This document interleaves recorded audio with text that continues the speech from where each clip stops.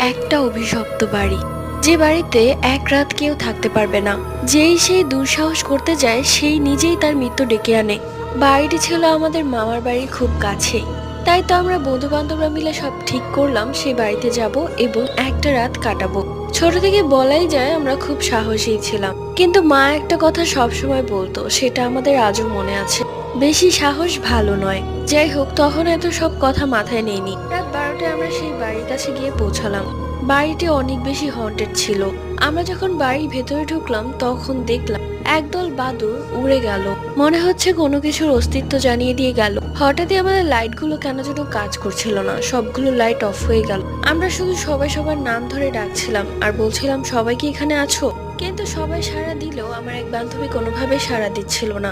তাকে না পেয়ে আমরা একবার অস্থির হয়ে বাইরে বের হয়ে আসলাম। পরদিন সকালে তার মৃতদেহ সেই বাড়িতে পাওয়া যায়।